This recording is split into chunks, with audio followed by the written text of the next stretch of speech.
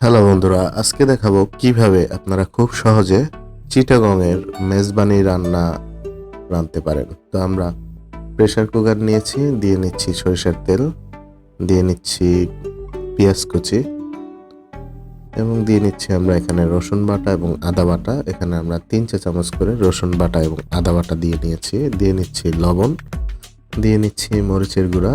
এখানে আমরা 3 চা চামচ মরিচের গুঁড়া ব্যবহার করেছি। দিচ্ছি আমরা হলুদের গুঁড়া, এখানে 2 চা চামচ হলুদের গুঁড়া দিয়েছি। দিয়ে নিচ্ছি আমরা গরম মশলা, এলাচ, দারচিনি, লবঙ্গ এবং তেজপাতা। দিয়ে নিচ্ছি আমরা মেজবানি মশলা, এখানে আমরা রাঁধুনি গুঁড়া মশলাটা ইউজ করছি, মেজবানি। দিয়ে নিচ্ছি আমরা টক দই, এখানে হাফ কাপ পরিমাণ টক দই আছে। এবার আমরা দিয়ে নিচ্ছি গরুর মাংস, এখানে আমরা প্রায় 2 কেজির মতো গরুর মাংস নিয়েছি। তো মাংস অনুযায়ী আপনারা মশলার পরিমাণ কমিয়ে বাড়িয়ে নেবেন। তো এখন মশলাটা আমরা খুব সুন্দর করে প্রতিটা মাংসে যাতে মশলাগুলো লেগে থাকে ওইভাবে আমরা মাখিয়ে নেব। চাইলে আপনারা হাত ইউজ করতে পারেন।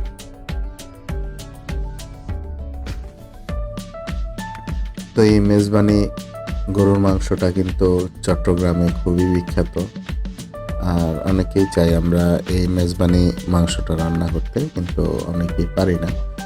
তো আমরা দেখুন, এখন আমরা একটু পানি দিয়ে নিচ্ছি। পানিটা দিচ্ছি আমরা সব যে মশলাগুলো ছিল বিভিন্ন পাত্রে সেগুলো ধুয়ে সেই পানিটা আমরা দিয়ে নিয়েছি, যাতে এক ফোঁটা মশলাও অপচয় না হয়। তো আমরা চুলা কিন্তু এই মুহূর্তে আমরা দিয়ে নিয়েছি, তো তলে যেন না লাগে ওইভাবে আমরা নাড়াচাড়া করে নিচ্ছি।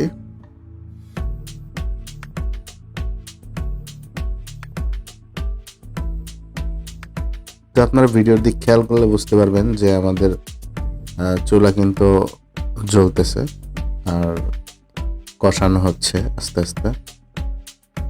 তো এইভাবে কিন্তু কষায় নিতে হবে, অল্প পানি দিয়ে কষায় নিতে হবে। অল্প পানি দেওয়ার কারণ হচ্ছে নিচে যেন না লেগে যায়, সেই জন্য অল্প একদম পানি দিয়ে আমরা কষাই নিচ্ছি আস্তে আস্তে। তো এইভাবে আমরা কিন্তু 15-20 মিনিট কষাচ্ছি। তো খেয়াল রাখবেন নিচে যেন না লেগে যায়।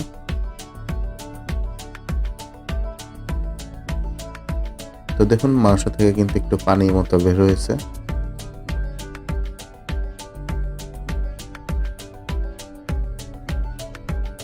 তো এই মাংসটার বিশেষত্ব হচ্ছে কষায় কষায় রাঁধতে হবে, আর মাংস যত কষাবেন অতই মজা লাগবে।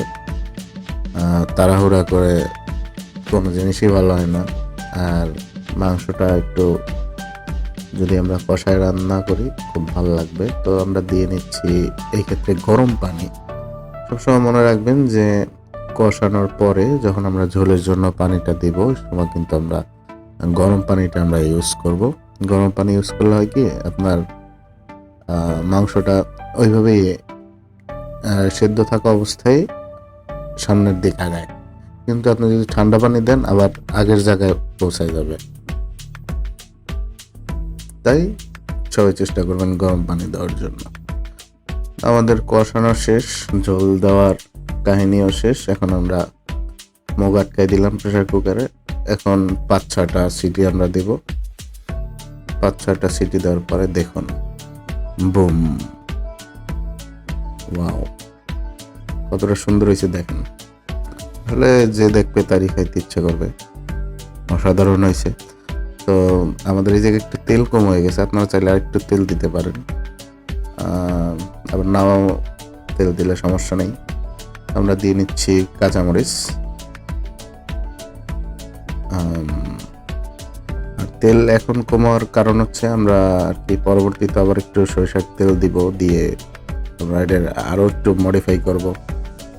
মানে আসলে অরিজিনাল মেজবানি রান্নার যে স্বাদটা ওইটা নেওয়ার জন্য।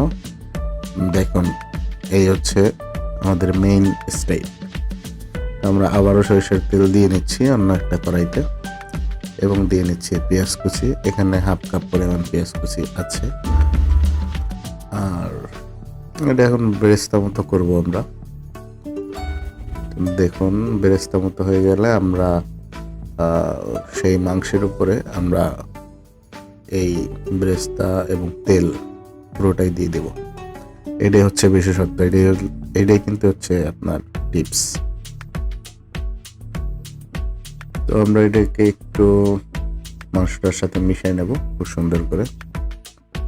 আর আমাদের রান্না কিন্তু অলমোস্ট ডান। মনে করেন এটা মিশিয়ে দেওয়ার 2 মিনিট পরেই আপনারা খাওয়ার জন্য প্রস্তুত হইতে পারেন। তো কেমন হলো আজকের ভিডিওটা কমেন্ট করে জানাবেন। আর দেখা হচ্ছে পরের কোনো একটা আকর্ষণীয় রেসিপি নিয়ে। তো আপাতত এই পর্যন্তই, রান্না শেষ। খোদা হাফেজ।